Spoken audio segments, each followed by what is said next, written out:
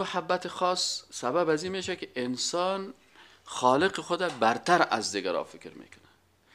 مثلا احکام از احکام دیگران و قانون از قانون دیگران برتر فکر میکنه. این آثار اونمون محبت واقعی است که انسان با خالق خود می داشته باشه.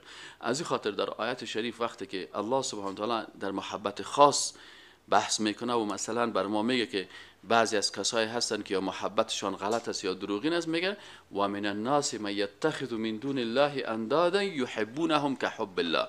میگه بعضی از مردم ها کسایی هستن که با امرای خالق شریک گرفتن، یحبونه با امرای اینمی شریکایی که برای خالق گرفتن یا رهت محبت امرایشان میکنن، مثل که یک کسی یک مسلمان واقعی که الله محبت داره، اونا که غیر الله همین قسم محبت می داشته باشن. این وصف کسایی است که الله در قرآن میگه که اینا با خداوند شریک گرفتن و وقتی که شریک گرفتن به همراه از اونا محبت میکنن، مثل که یک نفر محبت با خالق میکنن. باز صفت مؤمنان رو چی میگه؟ والذین آمنو اشد حبا لله. و کسایی که مؤمن هستن بازیا محبت بسیار قوی با الله می داشته باشن. اینی محبت حقیقی که با خالق است و محبت خاص است.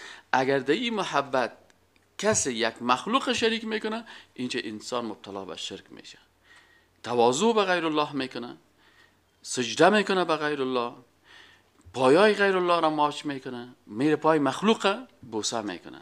این چی کرد؟ این به اساس محبتی که در قلب ازی بر از این مخلوق است، این وادار میسازه که بره رکوع و سجده به یک مخلوق بکنه، اینال خشوع بر مخلوق بکنه، اطاعت از قانون مخلوق بکنه، برتری بده قانون مخلوق نسبت به قانون خالق. از این خاطر میگه و من الناس من یتخذ من دون الله اندادا یحبونهم کحب الله. یا بر از اون محبت میتن مثل که محبت با الله بتن.